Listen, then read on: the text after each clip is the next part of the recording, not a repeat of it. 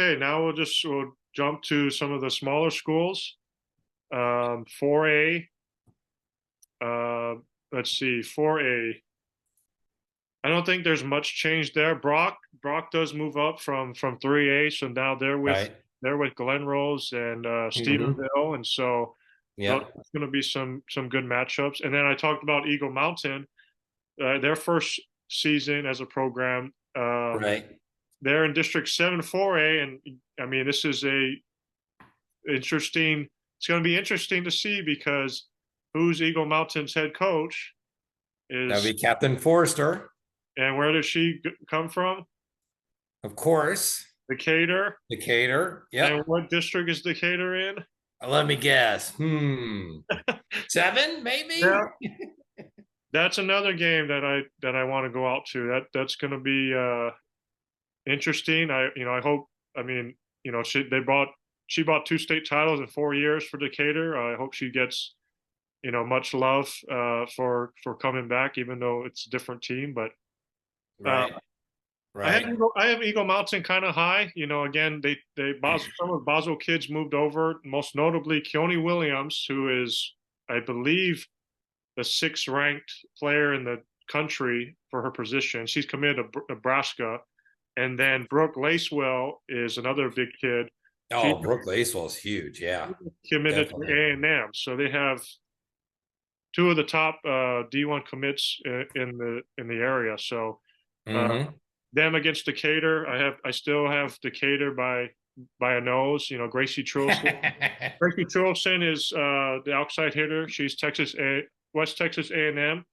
And so their new coach is Stormy Snyder, who used to play at West Texas A&M. Right. He spent the last 9 years building Ponder into this area power. So that's gonna be a fun matchup, Chuck. I mean, you have the players, Gracie and the pair for Eagle Mountain, and then of course the coaching matchups with Stormy and Catherine.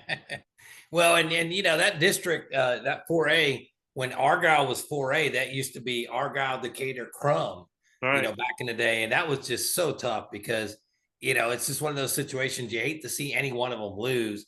And they would always beat up on each other in district. Now, as you said, you've got Catherine at the Eagle Mountain, along with Decatur, Crum. Lake Worth's going to make some noise, I think, for Springtown. sure. Springtown is a playoff team, so Hmm. that's going to be, at least with the addition of Eagle Mountain, that's at least a five-team race for four spots. Yep. Yep. Totally agree. Prosper. Do you see anything in 8 with Benbrook, Dunbar, East Hills, Southwest? The Fort Dunbar, Worth. I still have Benbrook, another team with a long winning streak in district. You can check Yep. all that out in our magazine and season previews. But Benbrook's still the class of that Fort Worth district in Class 4A. But Dunbar did take a step in the right direction, finishing runner up last year. Right. District 9 is another tough one, top heavy. You add Sanger, who was in that Decatur district, I believe. Right. Now they moved to District 9 with the Aubreys and Salinas, and look out for Frisco Panther Creek. That's their third season with Taryn Hill, who formerly, I believe, was Argyle. But yeah, Hmm. that's going to be one of the toughest districts as well, District 9. Yeah. You mentioned Sanger rather, in that district. But yeah, it always seems like Salina opens the season with a huge win streak. They're always being talked about early on. They're always highly state ranked in the TGCA polls. So, you just never know what to expect from them. Been to state, which is great. I think they've kind of established a great foundation out there. And I think what you're seeing overall in the 6A, 5A, 4A, and what we talked about, volleyball's huge. Like I said, we've got Olympic volleyball leading us momentum wise into this, but there's just so many good teams, so many good players that the level of competition is just so high. We've had great players come and go, but I think overall, just the overall level, depth of teams and players that are just that high is so good, which of course makes it great for the fans. And if non-volleyball fans are watching this, we highly encourage you, get out. Even if you're a big football fan, go to a volleyball match Tuesday night that's local to you. You're going to see some great athleticism. And I think the coaches will all tell you, you and I have known them for many years. It's not just about the athletics, it's about, the person that these are. They're student athletes, they're great young women, and with everything that is going on with women these days, it's just so great to see so many excel at different things. A lot of volleyball players you watch, they're really good at other things too, and a lot of them are off the court. So great, personable, great character young ladies all the way around. Yeah, amen to that. Couldn't have said it better. Um, Going back to District 9, though, again, Salina went to state last year. They've been to state 2 of the last 3 years. Aubrey Mm-hmm. was state runner-up in 2022, and then Sanger in District 7 the last 2 seasons, undefeated district champs. So, and Aubrey and Salina co-champs last year. So essentially, you have 3 district champs in District 9. District 10, I believe District 10, I have Carrollton Ranchview. They're with the Right. schools. Uh, Ranchview has been with the uplift schools before and really succeeded. Uh, Summit, Uplift Summit International, I believe is the one. Yep. Great season last year. They were undefeated district champs. I think 25-4 overall. So great job on their part. District 11 is the Dallas, Carter, Conrad, Hutchins, okay. Kimball, I have Lincoln. Dallas Roosevelt. They added I believe, at least 2 schools with Kimball and Conrad coming down from 5A. Mm-hmm. District 12, is that the That's Farmers? Alvarado, Godley, Okay. Kennedale, That one kind of Wasatchie moved. Life. I think they were District 10 last season. Now they're District 12. Mm-hmm. I still have Godley up there. Their head coach, Courtney Hammett, went to Peaster. No, excuse me, played at Peaster, but went to Weatherford because Carly Morrison went out west to Amarillo. Which one was it? Mm-hmm. Right? Yep. Mm-hmm. Yeah. And then yeah, Gali I have in District 12. And then District 13 is going to be a fun one to watch. The last couple of years between Sunnyvale and Farmersville, I think have Farmersville with a slight edge, but some good ones in 4A. Yeah, no doubt. No, and like we just talked about, the competition level all the way around, the base of it is amazing. Nicholas Gay at Brock, he used to coach at Weatherford, has moved over to Brock. He's established that program as a winning program. They may take that next step. Glen Rose was phenomenal last year. They lost some players, but not all of them. Stephenville has they've been a monster the past 3-4 years. There's no reason to think that they won't be again. Godley is, I think, kind of flown under the radar to a lot of non-volleyball fans. They've been contenders. They've gone a couple rounds deep. Alvarado is always there. So I kind of think the overall in 4A, a lot of teams, a lot of quality play, and I think, Brian, more so than 5A, 6A, this is a classification where you can have that team that you didn't kind of see at the beginning and then develops during non-district play, the 3 tournament weekends. And it's like, wow, where do they come from? And they can make a run. They can make a good long run. For sure. And like I mentioned, Panther Creek might be under the radar only because it's their 3rd year and a tough district, but they Coach Hill returns, I think, at least 10, so they could make some noise in that district and in Region 2. Talking with Chuck Licata, Class 3A now. 8-3A is Peaster.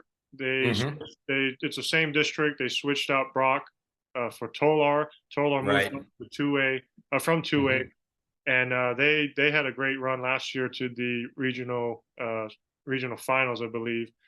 Yep. I still got Peaster. I have Peaster over Millsap. Peaster graduated some great kids, including Autumn's the coach.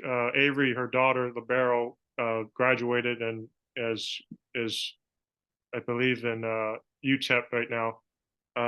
So she's going to miss her for sure. But I think they're just going to reload and they're going to be right there. District 9 is Dallas schools, Fort Worth Young Women's Leadership, I have Vision Academy, and Trinity Leadership Cedar Hill. yeah, I have Cedar Hill Trinity Leadership. They've been, top of that district the last couple of years. Fort Worth YWLA, they moved down from 4A, so playing in 3A is going to benefit them as well. I think I have them finishing second. And then District 10 is one of the tough districts. I believe It that's the is a good district. Ponder and Boyd, which battled it out last season.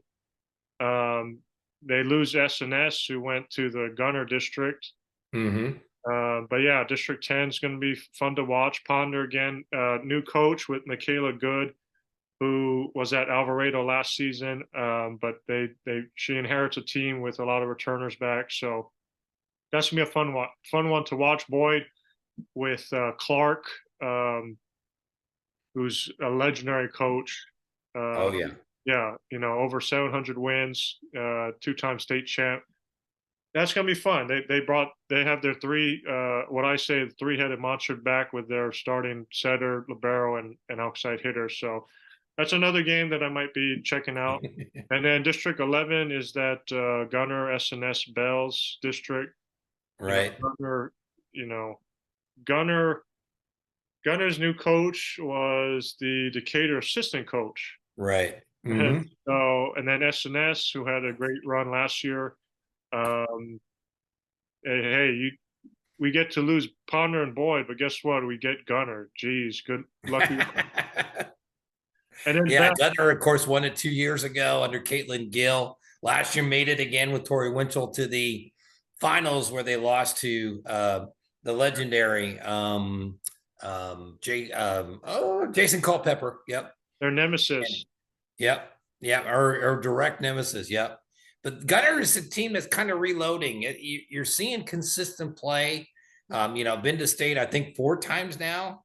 4 straight And years. so I think that you've established, and they've been through 3 coaches in 3 years, but they're doing really well. So as you said, S&S, yeah, they lose Boyd, but they pick up Gunner. Bell's in that district you talked about. And back to District 10 for a second, Valley View and Callisburg, not too long ago, they were at state as well. So Galesburg, yeah, they won state like maybe 5 years ago. So yep. And that was the year after they lost in the state semifinal because they had food poisoning on the night of the state championship match.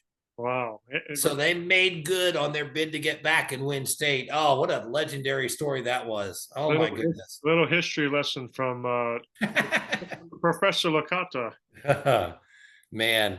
And I'll tell you now, real quick, kind of transitioning, if you get a chance to get out to Garland and watch the state finals this year, oh, my goodness.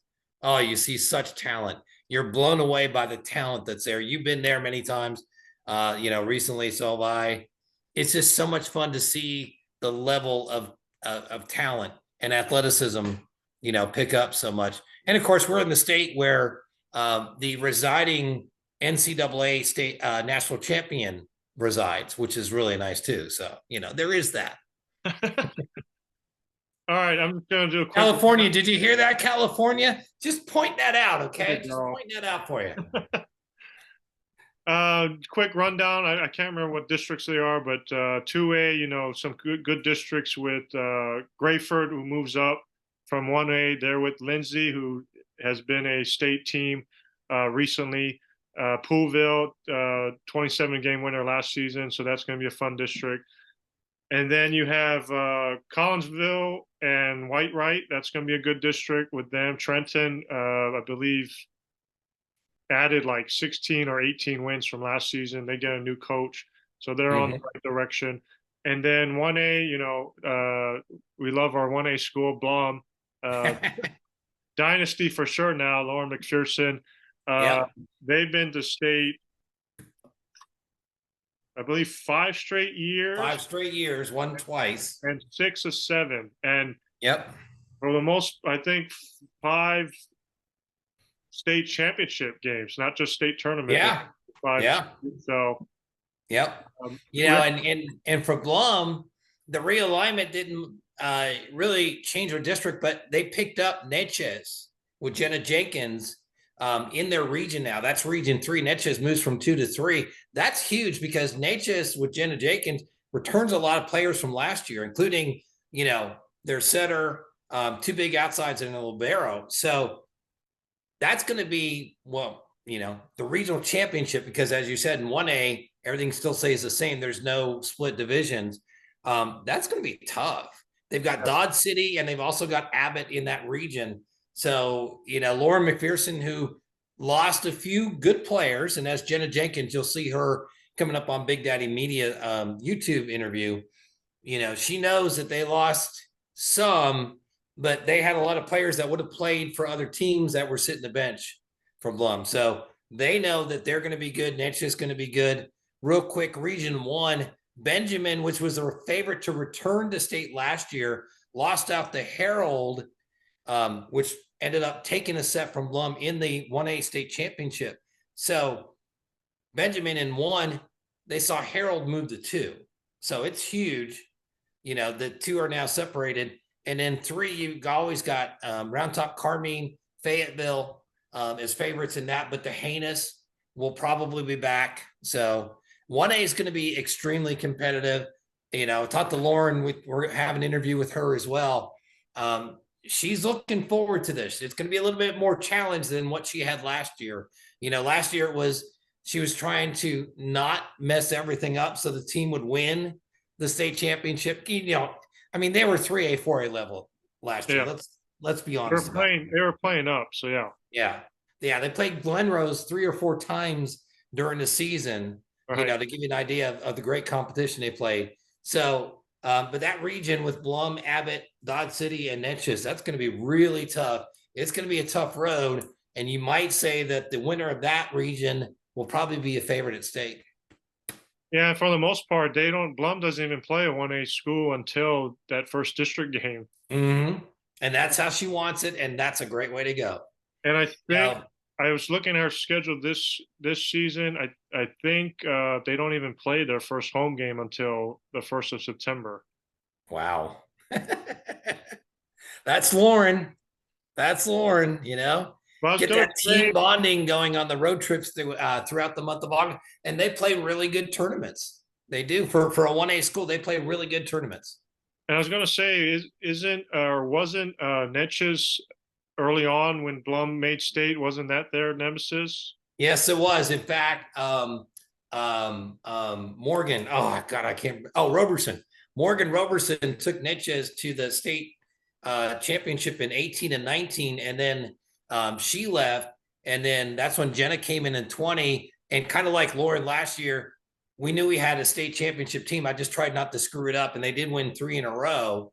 And in that run, it was they beat Blum, and of course Blum returned the favor last year in the state semifinals. Blum beat Natchez, and Jenna Jenkins said, "Yeah, we got here and realized what draw we had," and we're like, "Oh man!" So a little back and forth there. So this year will be really interesting to see that. But again, as you know, this is that classification 1A. You can get that surprise team like Benjamin was 2 years ago. Benjamin had never been to the regional tournament 2 years ago, won the region tournament, went to the state semifinals for the first time ever. So this may be a year where you have that run, probably not in region 3, but somewhere else. And this is kind of a big year for Lauren. This is her 20th season with Blum. Of course, her daughter Kinsley is still there, her junior season coming up. Yeah. You kind of pointed it out with Gunner, and I see kind of similarities with Blum.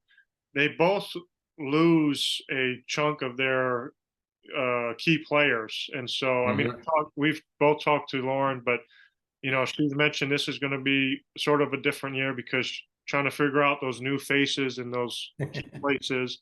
Right. But, I mean, they're still Blum. They're still Blum. Yes. They're still going to take district and make a significant run.